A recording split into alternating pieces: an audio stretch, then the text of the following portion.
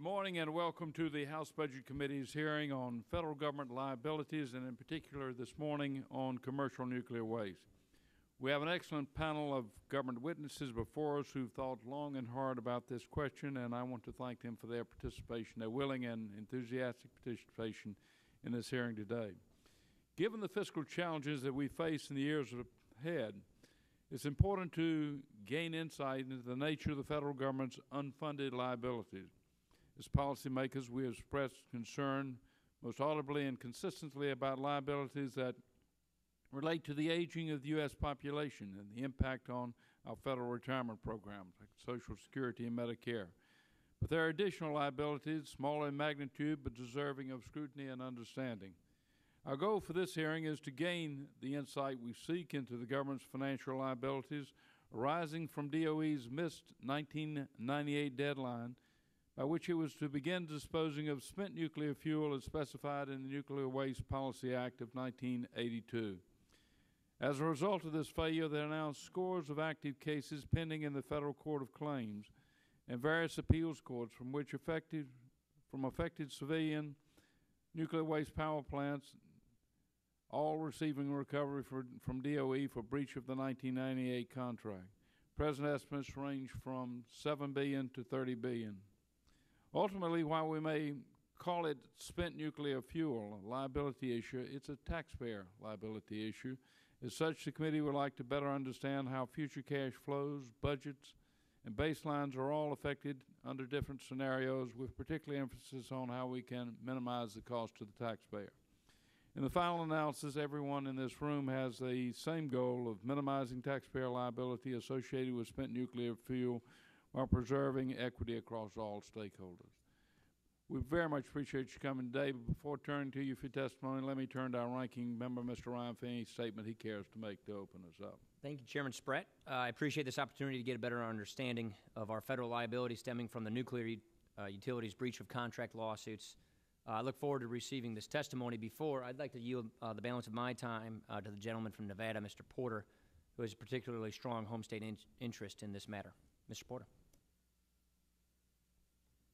Thank you very much, and Chairman, I appreciate this opportunity. And as mentioned, we're here today to examine the federal government's financial liability for DOE's nuclear utility lawsuits. And as mentioned in the opening statements, we certainly appreciate the panelists that are here, and to the Director, thank you for being very responsive. Not that we always agree, but I certainly appreciate your responsiveness, and to the rest of the panelists, I appreciate that. And as was mentioned, the aim of the hearing is to look at the budget impact of 56 pending civil lawsuits regarding the breach of the 1998 contracts. To date, we've paid about $300 million so far, $290 something, give or take. I'm assuming that probably doesn't include our costs in litigation, with potentially paying out another $7 billion by the year 2017. You know, we talk a lot about dollars and cents, and sometimes I question that we make sense. But we're looking at a project today with a total life cost of close to $56 billion once it's constructed. But what I'd like to do is just take a moment with the Chairman's support, is go back to 1982 when this started. And I don't know how many people in this room were alive in 1982, maybe a couple of us. But 1982, that's the year that Sony launched the first compact disc player, 1982, when this project started. The Dow Jones average was about 1,000 points. It's now over or close to 13,000. Ronald Reagan was president, 1982. Where was the cell phone? Where was the internet? Al Gore was a member of this House in 1982. Here we are 25 years later in 2007, and we're basically where we started in 1982. You know, Brezhnev was in office half of that year of 82. Gorbachev, Andropov, they shared that year. Gorbachev wasn't even in office yet when we started this project in 1982. We started the groundbreaking for the Vietnam Memorial. And I give this as an example of, in 25 years, we have studied a hole in the ground to death. Management has changed. Congress has changed. I'm not sure how many members of this body, of this U.S. Congress, were in office then. and how many changes there have been. But if you look at the Department of Energy and how it's evolved, there's been a change in leadership, change in management, multiple presidents, and we're where we started 25 years ago. And I know that we think that this is just a Nevada, not in my backyard argument, but I know we're here today to talk about costs. But we're looking at a hole to nowhere, and I encourage every member of this Congress to visit this hole to nowhere that is a hole in the ground that we've spent $10 or $11 billion on so far, and we have not moved 1 inch on the playing field. Now, I understand that each state has their challenges of what to do with nuclear waste. I understand that, and I understand the bulk of this body, both Democrats and Republicans, are looking for a place to put nuclear waste. And I support nuclear energy. But I don't know how much longer this body can look at this liability, not only from a science perspective, of a science that is untested. We're going to have close to 50 years in this project before it opens. How many projects will this body, talk about unfunded liability, how many projects will this body say we're going to take 50 years to build? I just think that's unacceptable to the American people. It's a hole in the ground. Literally, it is a tunnel that we have spent billions of dollars. And I don't know how, with a straight face, this Congress can say, keep digging. I don't know how this Congress can say we should throw more money at this project. Again, almost 50 years is going to pass before this project is up and running. If it started today, if it was available for storage today, it would be full. Mr. Chairman, I appreciate this opportunity, and I'm sure that, again, there are other members of this body, of this Congress, that want to find a place that's out of sight, out of mind. They don't have to think about it. And I'm concerned for the safety of Nevadans, and I'm concerned about the science. I've spent a lot of time investigating the project. I had one of the largest investigations of this project in the history of Congress. But this Congress has not met its obligation to the American people by throwing money at a project that is not going to succeed. It's proven to be unsafe. It's being built on an earthquake fault line. We've redone the science over and over again.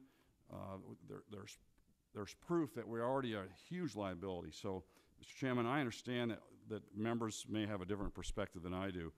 But I think as we look at a project that's going to cost $50 or $60 billion that we've been studying now for almost 30 years and still have another 20 years to go, we got to say, let's stop and take a time out and look at where we're going and find a new approach to storage of nuclear waste. So, Mr. Chairman, thank you, and I appreciate the panelists.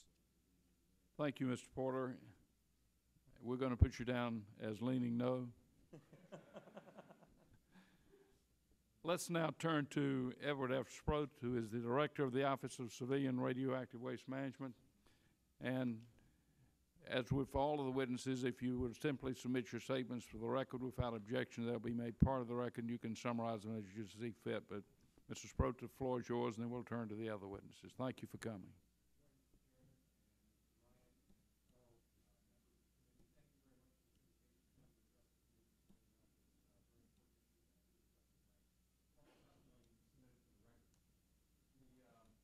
Excuse me, there we go. What I'd like to do is first of all, let you know a little bit about myself.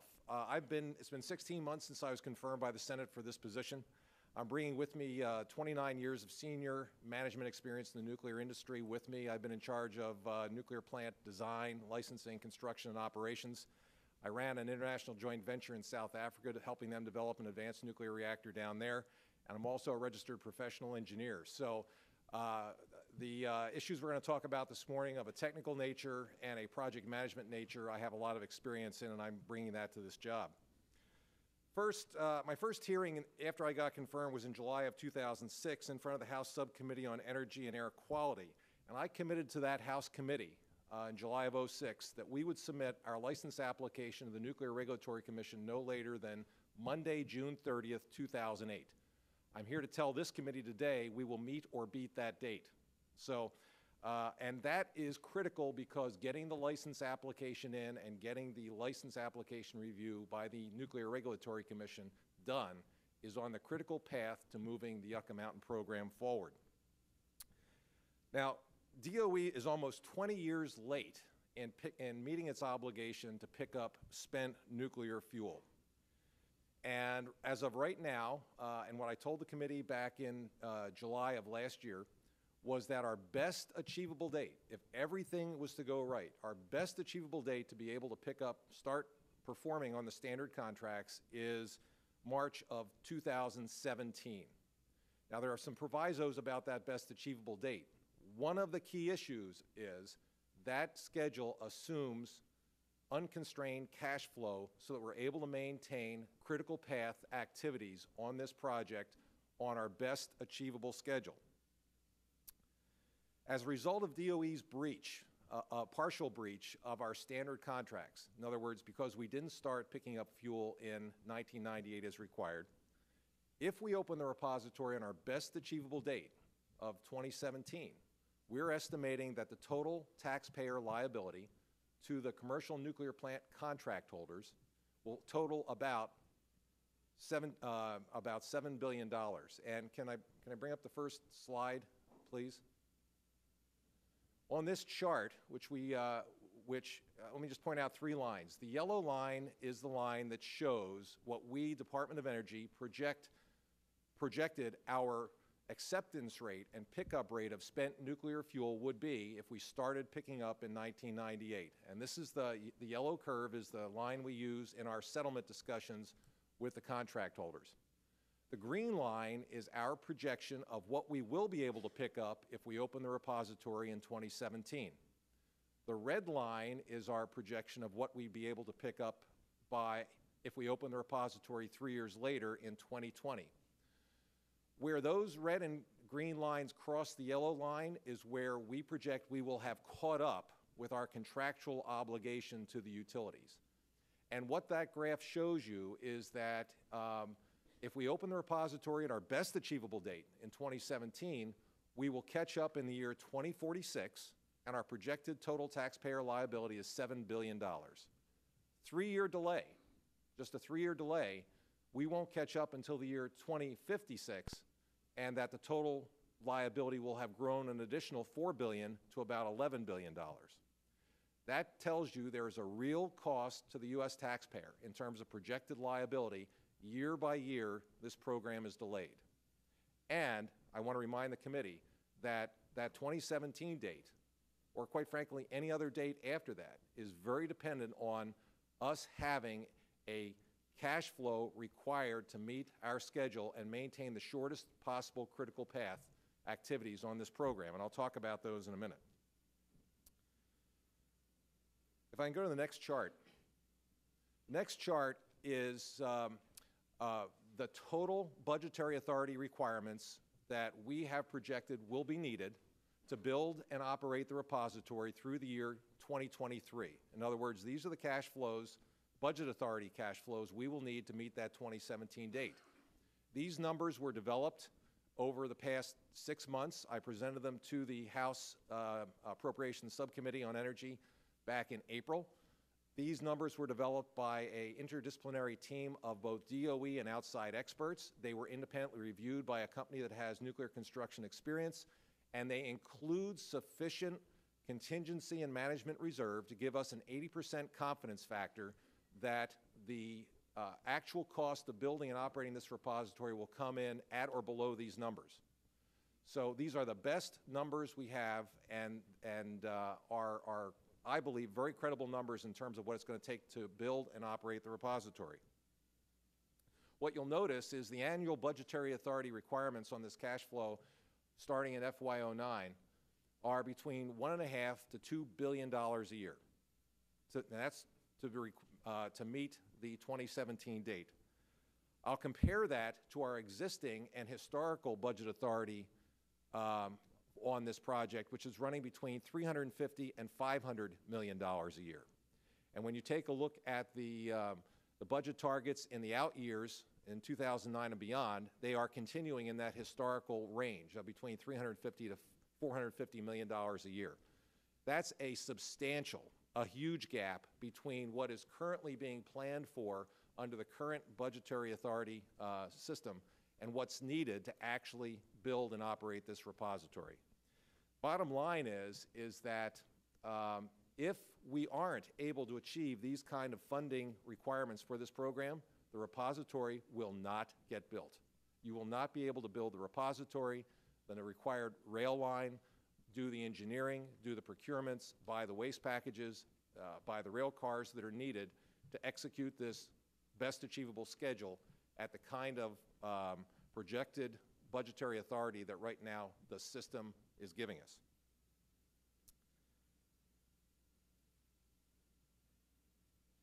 So basically, unless we fix this issue and are able to achieve these kind of cash flows to build this repository, the liability of the federal government and U.S. taxpayers will continue to grow unabated.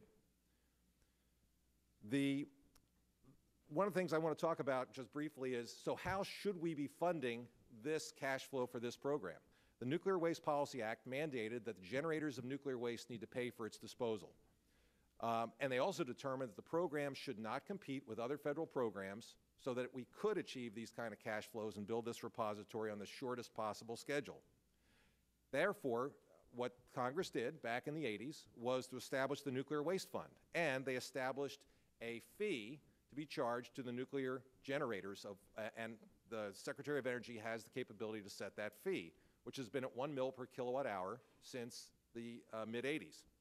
That generates $750 million of revenue for the federal government annually, and any of that money that's not appropriated on an annual basis goes into the Nuclear Waste Fund. The Nuclear Waste Fund has a current balance on the books of about $20.5 billion, a substantial amount of money. However, due to the passage of Graham-Rudman-Hollings back in the mid-80s, the Nuclear Waste Fund revenue fees have been classified as mandatory receipts, and the program is classified as discretionary program. As a result, the fees are not dedicated to offset the appropriations on the program, and therefore both the fees and the interest generated on the fund are used as offsets against the total federal deficit. Essentially, we have $20.5 billion in the Nuclear Waste Fund, but we aren't able to use it for its intended purpose to actually build a repository. Can I have the next slide, please? What this shows you is the blue line on this graph shows you the civilian portion of the cash flow that I showed you on the previous slide. In other words, what the civilian portion, which is about 80% of the total cost of the repository, what the civilian portion is to build and fund that cash flow that I just showed you. What the gray bar on each of those years shows you is the $750 million of revenue coming in from the federal government from the nuclear waste generators. The yellow line is the interest being generated or projected to be generated on the Nuclear Waste Fund balance. What this chart shows you is that, with the exception of 1 year, if the Department of Energy had access to the fees and the interest on the Nuclear Waste Fund, we could fund the entire construction and operation of the repository without even touching the corpus of the waste fund. However, eventually, after all the nuclear plants shut down, we will need to tap the corpus of the waste fund. But because the waste fund has already been used as offsets against the federal deficit on a per year basis, whenever funds are appropriated from the Nuclear Waste Fund, they will need to be scored against the deficit. And so we're either going to need to score them all at one time, we're going to need to score them a little bit at a time, or we'll never score them and never spend the waste fund. Decision needs to be made how we're going to do that. And I'm here to submit to the committee that taxpayers are incurring significant liability from both commercial spent nuclear fuel as well as government high-level nuclear waste that's still sitting at 121 sites around the country in 39 different states. The ratepayers have paid into the Nuclear Waste Fund over $11 billion. The repository must be built for DOE to be able to meet its obligations under the Nuclear Waste Act and under our standard contracts, and that a funding mechanism to fund these cash flows for this repository must be put in place and must be fixed.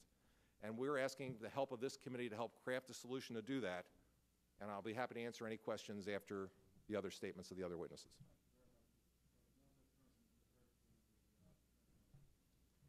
Good morning, Mr. Chairman.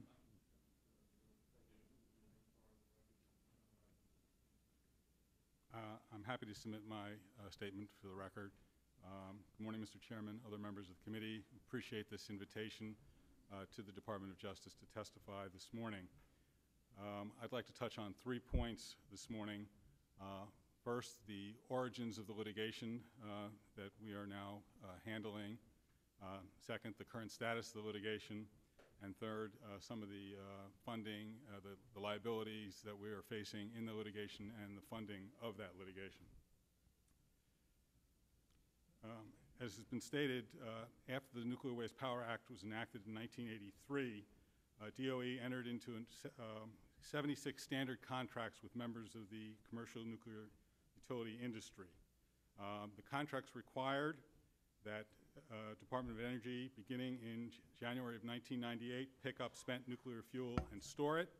The utilities, as part of that contract, agreed to make quarterly payments into the Nuclear Waste Fund, and they've been making those payments since 1983.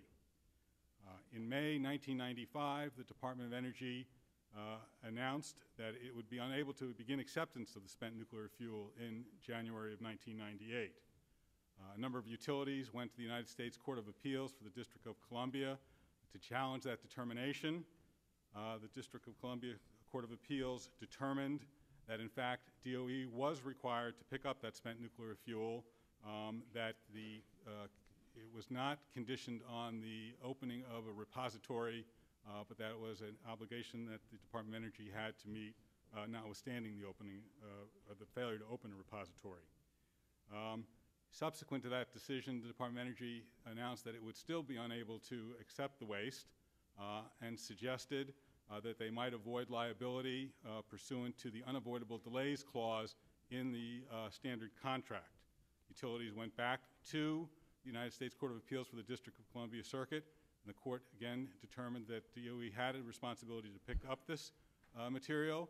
They were not going to issue a mandatory writ ordering that it be picked up because the court determined that the utilities had an adequate contract breach remedy that they could assert. But they did order that the Department of Energy would not be allowed to rely on the Unavoidable Delay Clause in the standard contract in defending any of those breach of contract actions. With regard to the current status of the litigation, to date, the utility companies have filed 67 cases in the United States Court of Federal Claims.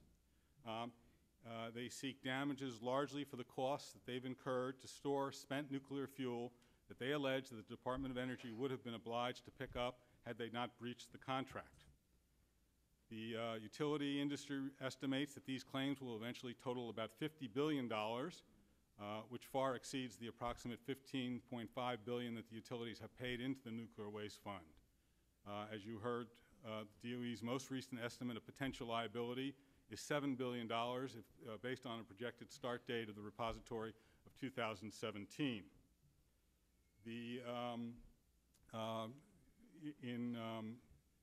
United States Court of Appeals for the Federal Circuit, to which the appeals from the Court of Claims go, has determined that the Department of Energy is in breach of its obligation to pick up this waste. They've determined that to date that this constitutes a partial breach, not a total breach of the contract, and that as such, the utilities can seek damages only up to the point of the time that they have filed their complaint. What that means, of course, is that the utilities will have to go back to court at least once every 6 years to file new claims to comply with the statute of limitations and seek their damages for the preceding 6-year period. And what it also means is it will ensure that we will continue to litigate these cases until after DOE begins performance of the standard contracts. Of the 67 suits filed, 56 cases remain pending either in the Court of Federal Claims or in the Court of Appeals for the Federal Circuit. 7 have been settled, 2 were voluntarily dismissed, and 2 have been litigated through final unappealable judgment. While we've asserted legitimate defenses to these cases in litigation, we've also made concerted efforts to settle these cases. We've had settlements resolving 7 of these cases, and those 7 cases have settled for $255 million. In addition, there's one final unappealable judgment against the United States for $35 million. Of the 56 remaining cases, the trial court has entered judgment in 8, and so far 6 of those have been appealed. The past damages in those 8 cases total approximately $420 million. Taking the judgments and the settlements together, although parts of the judgments are still subject to being challenged by the United States on appeal, the current government liability stands at $710 million. This reflects essentially costs claimed by the utilities from 1998 through 2004 in the cases where we have 9 judgments, and through 2006 for the 7 settlements. What that suggests of costs is that, of course, is that there is a lot of liability still to be incurred for the dates after 2004 and 2006. We mentioned 2 significant issues that are on appeal in the United States Court of Appeals for the Federal Circuit. The first relates to the unavoidable delay clause. Notwithstanding the D.C. Circuit's determination that the Department of Energy could not rely on that clause, which could be a complete defense to liability, a Court of Federal Claims judge determined that his view was that the D.C. Circuit lacked jurisdiction to enter that writ of mandamus. That decision has been appealed by the utility to the United States Court of Federal Claims, United States Court of Appeals for the Federal Circuit, and the briefing has been completed in that case, and at some point we will have an argument and get a decision from the Federal Circuit about whether the United States can raise the unavoidable delay clause. The second significant issue in a number of the appeals deals with the scope of the government's obligation regarding the amount of spent nuclear fuel that had to be accepted under the standard contract. The utilities' claims are uniformly premised upon arguments that DOE was contractually obligated to accept much larger amounts of spent nuclear fuel on an annual basis than the government believes that the obligation to be. And we will get, hopefully, a decision from the Court of Appeals for the Federal Circuit, again, on that issue as well. Finally, a word about the source of funding for the government's liability and the litigation costs that we are facing. To date, all of the settlements and all of the judgments have been paid from the judgment fund. The government's initial position was that, in fact, the Nuclear Waste Fund should be available to pay for these judgments and settlements, but the United States Court of Appeals for the 11th Circuit, interpreting the statute, determined that that fund was not available to pay for settlements and judgments. This, of course, means that the judgment fund, as you know, is essentially a bottomless pit in terms, doesn't require annual appropriations, and there is no, the Department of Energy is not responsible, the Nuclear Waste Fund is not responsible for paying any of these damages, notwithstanding that presumably a large portion of those damages deal with storage costs that otherwise would have been borne by the Department of Energy had they been able to perform under the contract. With regard to litigation costs, the Department has to date, the Department of Justice has spent almost $95 million. This involves about $17 million in attorney costs, $55 million in expert funds, and $22 million in litigation support costs in defense of these suits. We are averaging about the equivalent of 12 attorneys per year working on these cases. This is relatively lean staffing. We're up against large utilities. We've had to date trials in 13 cases. We expect over the next year to have trials in 6 cases. These trials generally last 2 to 4 weeks. One lasting as long as 8 weeks. In the next year, just to give you an example, currently we're in trial in a case where the claimant is seeking $91 million. Next month we go to trial in a case where the claimant is seeking $90 million. In January, a case where the claimant is seeking $53 million. In April 2008, 2 cases where the claimants are seeking $52 million in one case and $123 million in another case. And finally, in October 2008, this case is scheduled to go to trial where the claimant is seeking $96 million. All in all, in excess of $500 million going to trial in the next year. As I said, these cases will continue to be filed because these cases only deal with the partial breach up through the date those complaints will be filed. We're looking at litigation at least through 2017 and potentially beyond, or at least liability through then and beyond. And the government will continue to incur liability until DOE is able to perform on these contracts. I thank you for your patience, and I look forward to your questions. Let's turn to Kim Cawley, who is the Chief of the Natural and Physical Resources Cost Estimates Unit at the Congressional Budget Office. Mr. Cawley, welcome this morning. We'll put your statement in full in the record, and you can summarize it as you see fit. Thank you for coming. Thank you, Mr. Chairman, Congressman Ryan, members of the committee. Happy to be here this morning to discuss the nuclear waste program. I'd like to emphasize just a couple points from my written statement. It's likely that the nuclear waste program will add to the size of the federal deficit in future years for two reasons. First, if the department obtains regulatory approvals to proceed with building the facility it plans for Yucca Mountain, projected spending for that construction will exceed the annual fees of $800 million, $700 million that are paid each year by utilities for the disposal service. And second, the courts have held that taxpayers, not nuclear power customers, must bear the cost of the delay in the disposal program that's occurred since 1998. So far, the judgment fund has paid about $300 million in compensation to utilities. On my first point, since 1983, when the waste fund was established on the budget, utilities have paid about $15 billion in fees towards their share of a permanent waste repository. Spending from the fund over that same period has been less than the fees collected, about $7 billion. Because nearly all the receipts and spending in the federal budget are recorded on a cash basis, we could say that so far the waste fund has contributed to reducing the size of past deficits. But that situation would be reversed if the department is able to proceed with construction and it receives annual appropriations in the future that are larger than the fund's annual income. At that point, the program's operations would be adding to the size of deficits or reducing the size of surpluses in the future. Just on my second point about payments from the judgment fund is a permanent appropriation, permanent authority to pay for all kinds of judgments and settlements against the government. For example, in 2006, the fund paid over 8,000 individual claims of all kinds, ranging from traffic accidents to medical malpractice and contract disputes. Over the past 10 years, payments from the fund have averaged about $1.2 billion a year. How much the fund will pay in future nuclear waste settlements is uncertain. DOE has estimated those damage claims could amount to $7 billion to $11 billion, depending on when the waste site could begin operating. Those estimates are for the sum of total claims that might be paid over 30 years or more. Ultimately, the size of the claims will depend on the types of damages that the courts allow and how long it takes DOE to move the waste from individual utility storage sites. Finally, I wanted to mention the legal capacity of the Yucca Mountain site. Under the Waste Policy Act, 70,000 metric tons of waste could be sent to that facility, but commercial plants and the government's own waste from its defense programs have already generated about 65,000 tons.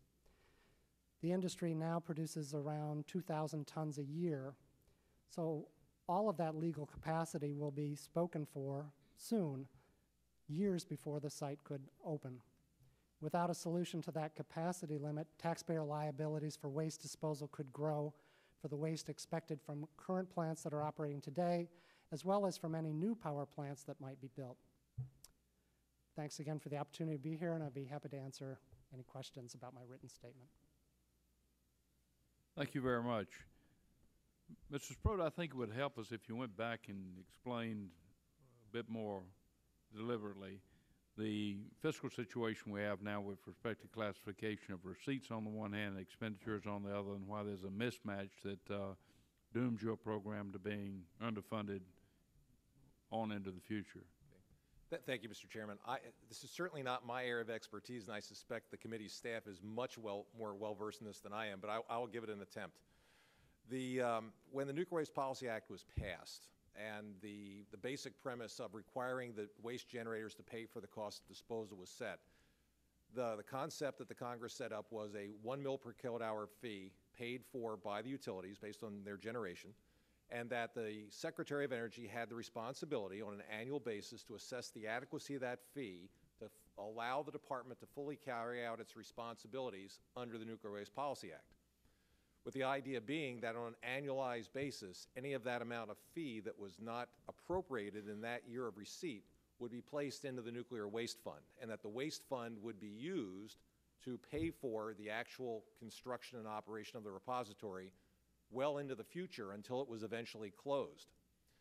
When Graham Brown's when the bills were passed in the mid-'80s that set up the concept of mandatory and discretionary receipts and expenditures, the fees coming into the waste fund were classified as mandatory receipts, excuse me, and the program was treated as a discretionary program. And as I think I understand how this works, basically you can't use mandatory receipts to offset the appropriations for discretionary programs. And so as a result, we ended up with this mismatch between what the fees were to be used for versus how they were actually being used. But that the surplus of fees coming in on an annual basis were continued to be posited into the nuclear waste fund. And as a result, the nuclear waste fund has continued to grow. My organization, my office has responsibility to manage that fund. We have a laddered portfolio of Treasury instruments, zero coupon bonds, and T-bills. And we manage that to return between 5.3 and 5.5% a year, which sounds very good. And that's how we got to a $20.5 billion balance in the waste fund.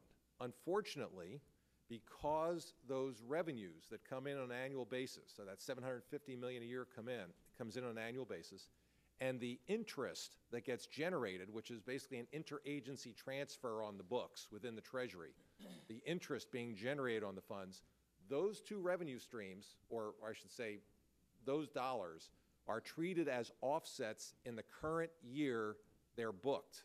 And as a result, that $20.5 billion in the waste fund, while it's there on the books, if and when, and it will be when, that money is needed to actually build the repository, it will be scored as deficit spending because it's already been accounted for in the books in the year the revenue was booked.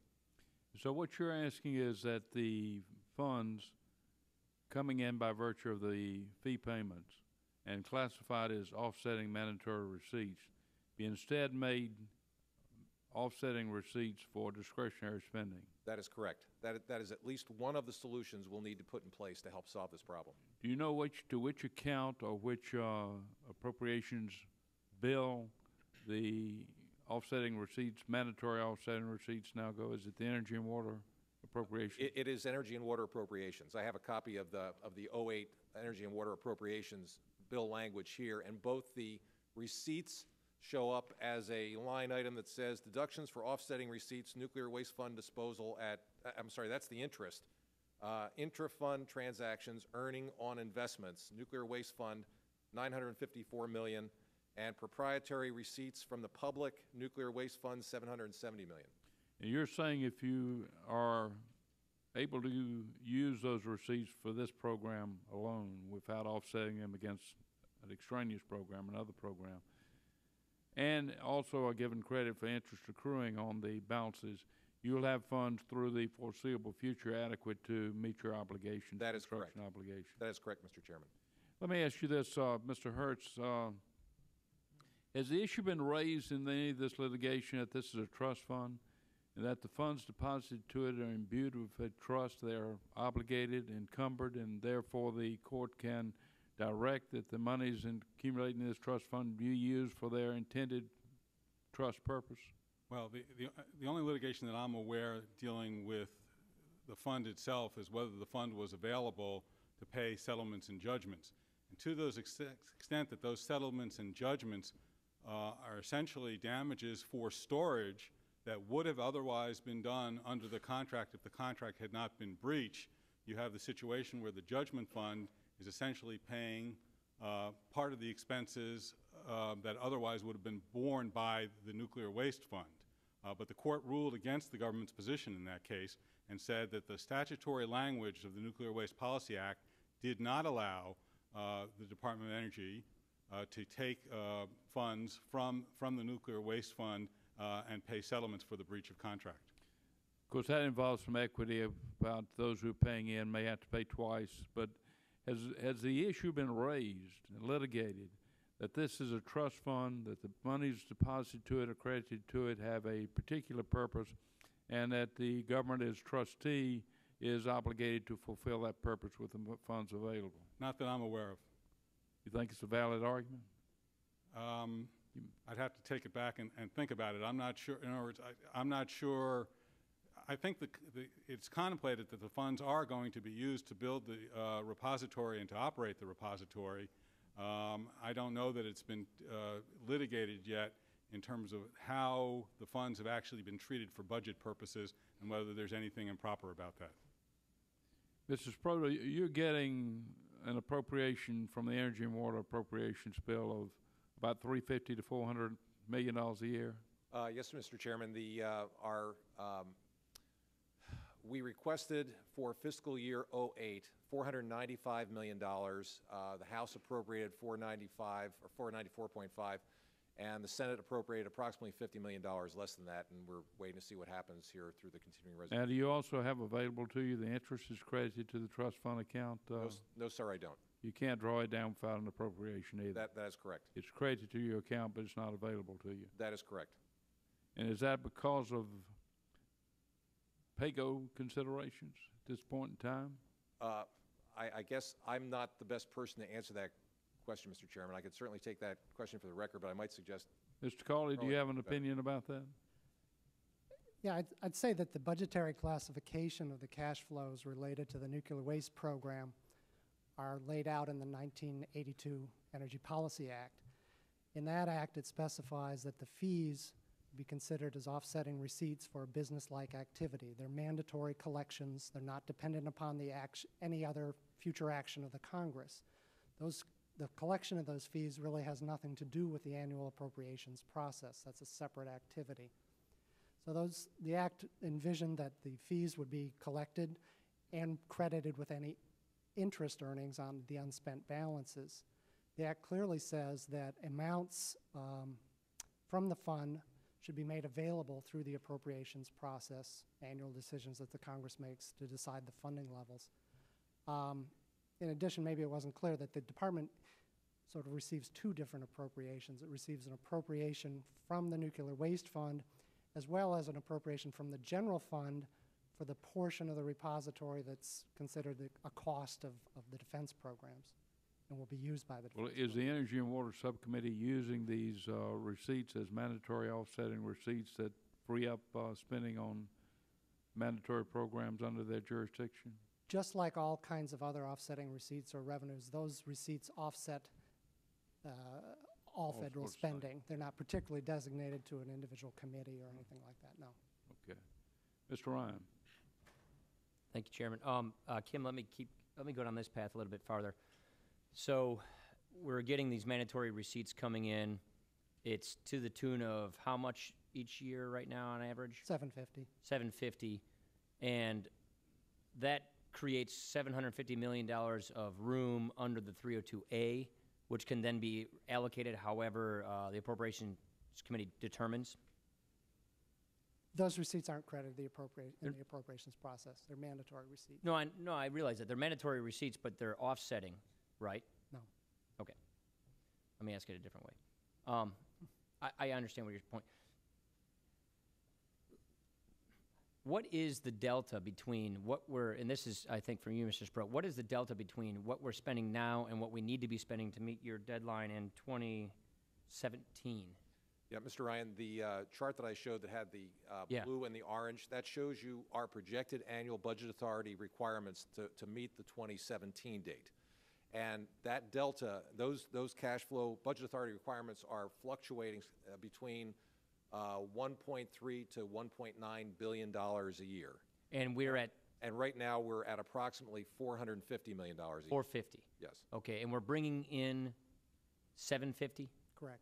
750 plus the interest on the fund. And the interest on the fund annually is approximate about 900 million. Okay. And if we met those targets, the discretionary spending would have to go up by that amount from the Energy and Water Committee, correct? The way things are currently set Right. up, yeah. Okay. Mr. Sproat, what is the projection on the life of Yucca? On how long can it operate, continuing to take all of the waste from around the country at the pace that we currently project it's going to be produced? In the Nuclear Waste Policy Act, there was an administrative limit of 70,000 metric tons of heavy metal content, spent nuclear fuel, and high-level waste that could be put in Yucca Mountain. We have submitted we, the administration, have submitted legislation to the Congress to lift that 70,000 metric ton limit and petition that let the Nuclear Regulatory Commission decide what the maximum allowable technical limit should be. With that 70,000 metric ton limit, with the existing fleet of nuclear plants, no new nuclear plants being built, assuming that, with the existing fleet of nuclear plants, the 70,000 metric tons will be fully committed by early 2010. So in other words, Yucca Mountain will be full under the 70,000 metric ton administrative limit in another 2.5 years. What is the estimate as to the maximum capacity of the site, regardless of the statutory limit? What is the what do you project to be the maximum capacity? We in our environmental impact study of the site that we did in preparation for the site recommendation, as well as a supplement to that we're about ready to release, we've evaluated about 135,000 metric tons. Okay, and what's the which is the full expected inventory to be discharged from the existing fleet of nuclear plants. Okay. Okay, so Yucca is big enough to handle 135,000? We believe it is at least big enough to handle that. Okay, and the 135,000 is the full output of all the current fleet of plants? That is correct. And that takes us to what year? The last plant, I don't have the exact, I'll have to get back to you with the exact year that projects the last of those plants would shut down. It's somewhere in the 2035, 2040 range, maybe a little bit earlier than that. So the best case scenario,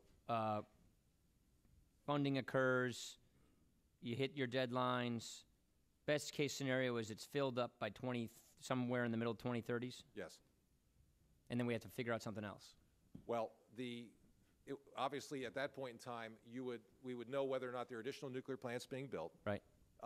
Assuming we get a license to build the repository, this issue of what the maximum limit will come probably in front of the Congress, because one of the other things the Nuclear Waste Policy Act requires is that the Secretary of Energy needs to report to Congress no later than January of 2010 on the need for a second repository.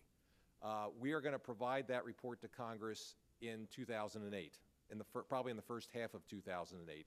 And based on just straight, very easy math, we need a second repository if the 70,000 metric ton limit isn't changed.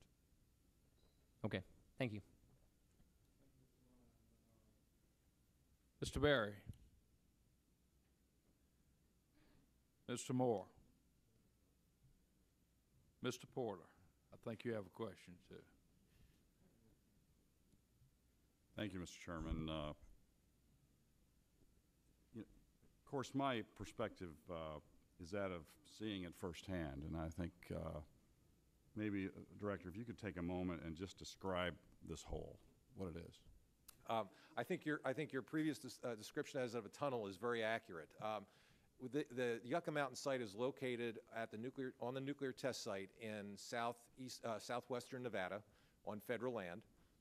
It's adjacent to the Nellis test range in southwestern Nevada, about 100 miles outside of Las Vegas.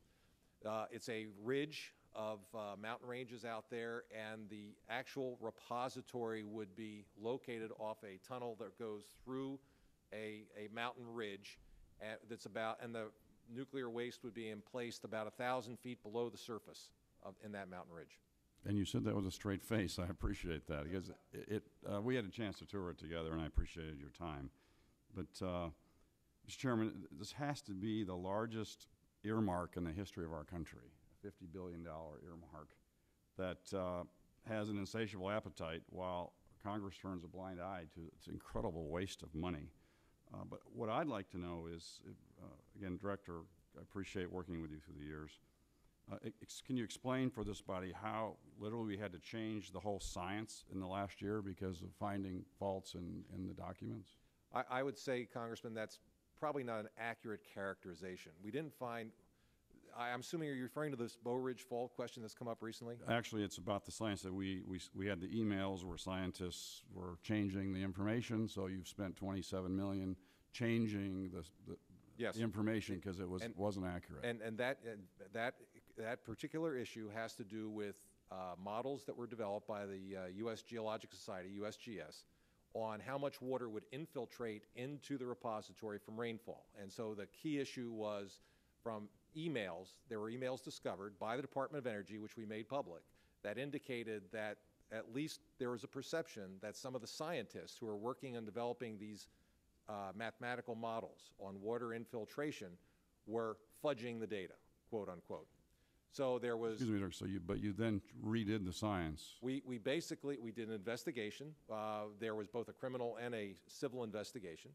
We had independent reviews of the work they did, and as an added level of confidence, we basically developed a whole separate independent infiltration model by Sandia National Labs, and that independent model is the one we're going to use. But the Congressman is correct. We spent a lot of money investigating this issue and redoing some of the work to make sure we got it right. Thank you. Thank you, Mr. Simpson.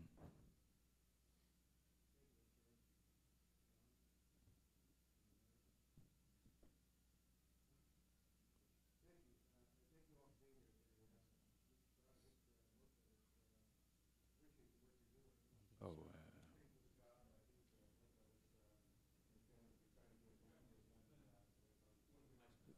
Well, I thought somebody said it was. Is it on? There we go. There we go. But I appreciate the job you're doing down there. It's very difficult. But first, let me ask Mr. Hertz a couple questions.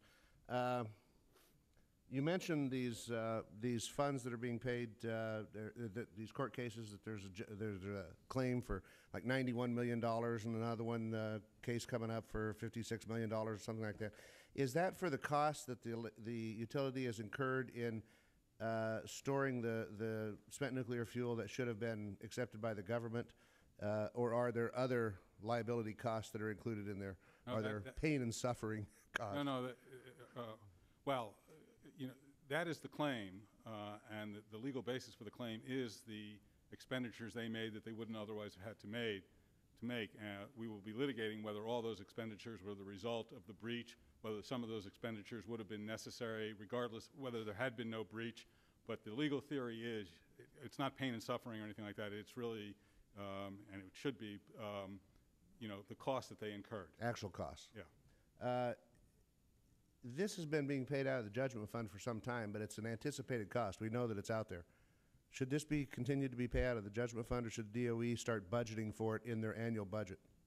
Well, the judgment fund is available when there is no other available fund to pay, and it's the only time the judgment fund is available. Right. When there's no other available fund. So the only available fund that we were aware of was the nuclear waste fund. The court said that's not available. I think at this point what you're looking at is if you wanted to change it, that would require new legislation to make either the nuclear waste fund available or some other fund available to pay these judgments. Mr. Sprout, you mentioned this 70,000 metric tons available. You said that was an administrative limit. Is it a statutory limit, administrative, or? Thank you for that clarification. It's a statutory limit that is contained in the Nuclear Waste Policy Act. And so that it would take the legislation that you've submitted to Congress in order to change that statutory limit. Yes, sir. Is obviously, I shouldn't say obviously, I guess, the nuclear waste fund is not being used to build the repository in the way it was anticipated. I wouldn't suspect. It's not being used at all right now at this stage of the game, other than on an annual basis, its interest component is offsetting general government deficit. We have a lot of trust funds that do that, whether it's the Aviation Trust Fund, the Harbor Trust Fund, the Inland Waterways Trust Fund, the Highway Trust Fund. Anytime they build up a surplus, it's used to offset the size of the deficit.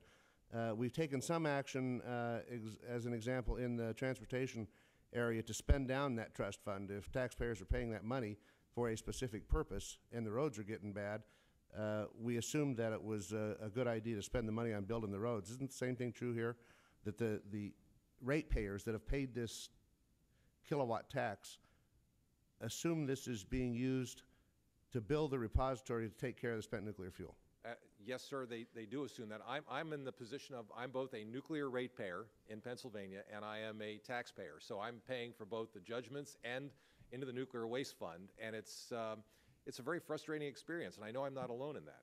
It is frustrating to me that I don't know why it would take a legislative change to fix to change that, so that the Appropriations Committee could be using the trust fund to pay the costs of building the repository. I guess I haven't got it clear in my mind what we've got to do yet. I would defer to Mr. Cawley to answer that. I guess the current budgetary treatment we have is the budgetary treatment that Congress wanted to have in 1982. You mentioned the Highway Trust Fund and the Aviation Fund and a few other funds like that, where revenues in one form or another, or fees in one form or another, are brought into the government, and Congress makes annual decisions about how much of that money will be appropriated. This is a similar situation where Congress is making annual decisions about how much of this money should be appropriated. It wouldn't take any changes to the Budget Act or anything like that to change how we spend that trust fund. We're spending the trust fund now. It's spent through annual decisions made by the Appropriations Committee. What isn't happening is that the monies being collected are considered a mandatory receipt, and they do not accrue to any credit to the Appropriations Committee. Nor do the revenues, for example, from the highway gasoline tax accrue to the Appropriations Committee. So this is all paper. I don't know what you mean. It's all paper stuff. It's figures on a piece of paper is what it is. Well, to make one thing look bigger than to make the deficit look smaller than it is, or something else. And all of the revenues being collected from nuclear ratepayers are offsetting the deficit. They're not, at this moment, offsetting the spending decisions made by the Appropriations Committee individually, but they're offsetting all spending. Mr. Sprout, we mentioned that you had I think the House Appropriations Committee appropriated the full amount that you had requested, $495 million. For fiscal year 08, that's yeah, correct. And we had the discussion here was that we're going to be spending $1.5 to $2 billion is going to be necessary in the future. I assume this testimony has been cleared with OMB. Yes, sir. And we are anticipating those costs in the future, but we are fully funding what you've requested in the current year. In the current year, well, assuming we'll see how the continuing resolution goes, but as of right now, the answer to that is yes. We'll have to see what happens if we go to conference between the House and the Senate, what number comes out of that. As soon as Yucca Mountain is open, the liabilities don't drop to zero. No, that is correct. Because it takes a while to move waste there. And yes, sir. And that's exactly the point I wanted to show. I intended to show with the very first slide that I put up, which showed the yellow line and the crossover between the green and yellow, the green and red lines. That indicates the year that we will catch up, and that liabilities will continue to accumulate even after Yucca is open until we hit that catch-up point. I've heard the numbers tossed around on the actual liability of what we pay annually in these costs. That we spend about $1 billion a year in costs because we haven't opened Yucca Mountain yet. Is that they say it's about $500 million in liability costs, but there's another $500 million in a year costs for the government nuclear materials that should have gone to Yucca Mountain. Is that anywhere near an accurate number, or am I just throwing things out there? Well, I think in terms of the civilian component from the civilian nuclear plants, our working assumption, and based on those graphs I showed you, that on average, and it does vary from year to year, and it varies by time period, but on average, we're expecting that the liability to the commercial sector is about $500 million per year of delay on average. But in addition to that, there is the defense liability. And when I say, obviously, the government doesn't owe liability payments to itself, but there is 20% of the repository is earmarked, plus or minus, for defense waste, both naval nuclear spent fuel, defense waste that's currently at Hanford from the legacy defense programs. All of that is going to Yucca, and it can't be moved until the repository opens. So obviously there are added costs to the government to keep the existing government storage facilities open, And about $500 million a year is probably not a bad number, and maybe even is a little low. Okay. When we talk about the 70,000 metric tons, you said 20% of it, give or take, is set aside for defense nuclear waste. That is correct. So it's not just a matter of when we reach a total of 70,000 metric tons across the country. As I understand it, there's not a path forward for some of the defense nuclear waste that currently exists. That is correct. Tough job. But it's Somebody's got to do it. Somebody's got to do it, and ultimately other countries are facing this same problem. France, as you know, is trying to find a deep repository for their waste. So is Scandinavia and some other places, and hopefully, I know Mr. Porter has a different different opinion on that, and I understand that. But hopefully, we'll keep on schedule. What is your thoughts of actually being able to meet the 2000? You know, that's your best estimate of 2017. What's your realistic estimate? Well, I've been asked that question before in hearings, and my answer is that best achievable is not necessarily the most probable. And on the critical path to achieving that date is getting the license from the Nuclear Regulatory Commission. We will get that license application in or before the date I set last year of June 30th of '08. Once it's into the NRC, the Nuclear Waste Policy Act gives the NRC 3 years to do their review and make their decision, with a 4th year if they come back to Congress and say they need a 4th year. Our 2017 date assumes that 3-year period. Personally, they're going to need at least the 4th year, because this is a first-of-a-kind regulation, a first-of-a-kind facility anywhere in the world. So it's going to take a while. In addition, there is clearly going to be litigation associated with this. And whether or not how long that litigation takes, whether or not there are stays placed on the construction authorization if we get it, who knows? So I would say more likely that licensing period from the time we submit to the time we actually get authorization to build, assuming we do, is probably more around 7 years, 6 to 7 years as opposed to 3 years. All that said, though, if we don't address this issue of funding and this delta between the existing $450 million a year versus $1.9 billion a year to execute that critical path cash flow, it'll never, ever get built. Well, gentlemen, yield. Certainly. What is the limitation? When do you hit the limit of what can be stored on site? The 70,000 metric tons? Right.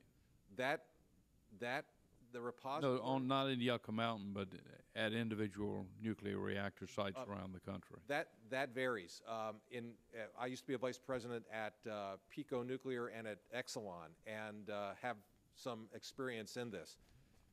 Each of the nuclear power plants has a wet spent fuel storage pool adjacent to the reactor, and they were designed when the plant was built for varying lengths of time. But just about all plants now have those pools either filled or very close to capacity. And as a result, a number of plants have already started taking fuel out of the pool, putting them in casks, and putting them outside on pads in interim spent fuel storage facilities, storing them dry in those casks. Most plants have a lot of space on their sites and could probably continue to store that fuel on an interim basis on their sites. So it really does vary from plant to plant. Safety-wise, are we better off having a nuclear repository in Yucca Mountain or 121 sites with nuclear waste stored on site? Well, having been personally involved in licensing the spent fuel and the spent fuel storage facility at the Peach Bottom plant that Exelon owns, it's a very safe means of storage at interim storage.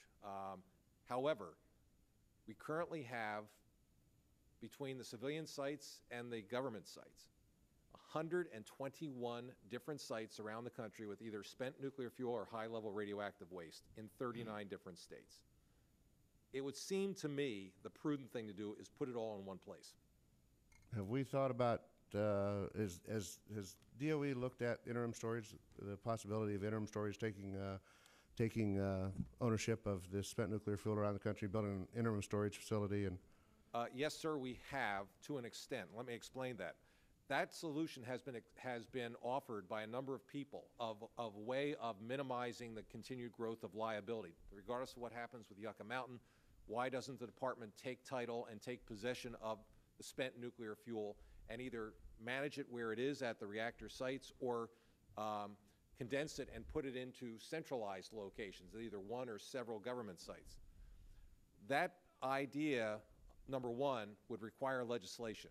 We are prohibited, the department's prohibited by the Nuclear Waste Policy Act of doing any interim storage until Yucca Mountain gets construction authorization from the Nuclear Regulatory Commission. So number one, that would require legislation. Assuming we would get that legislation, the second question is, so we had that authority. Now we have to start spending money on finding a site or sites, doing the environmental impact studies, doing the engineering, getting a license for that facility, starting to figure out buying the transportation casks. The question comes, so are we really saving time and money by taking that approach? My judgment, the answer is no. One final question, if I could ask it. When a license is applied for today for a new nuclear facility, they have to have a path to disposal of their nuclear waste, don't they? They will have to show the Nuclear Regulatory Commission that they have a contract with the federal government so that the federal government is committed to eventually taking their spent nuclear fuel. How is that going to happen? If Yucca Mountain is not opened, we don't know if it's going to open, what is the path they're going to show? They would need to have a contract or an amendment to the existing standard contract signed between the federal government and the potential licensee, indicating under what terms the federal government would accept their spent nuclear fuel. And we are currently in the process of drafting such a amendment to the standard contract. Before the federal government's going to sign a contract like that, they're going to have some assurance that they're going to have a place to put it. That is correct. Thank you. Mr. Porter, you have some parting shots? Thank you, Mr. Chairman. Just to highlight 1982, Michael Jackson's song Thriller was popular when we started this project. I think that was very appropriate. It's been a thriller of a ride, seeing, like I said, the largest earmark in the history of the country. If I'd asked for this earmark, can you imagine what this Congress would say? So again, thank you for this opportunity. And I've had numerous opportunities with our panel, and I appreciate you being here, and thank you very, very much. Thank you. Thank you very much. Mr. Sproat, Mr. Hertz, Mr. Cawley, thank you very much. You've enriched our understanding of this. Not that we have ready solutions, but we certainly understand it better. We've gained some insight, and we'll take it under advisement. Thank you very much for your participation today. Thank you, Mr. Chairman. Yeah. Thank you.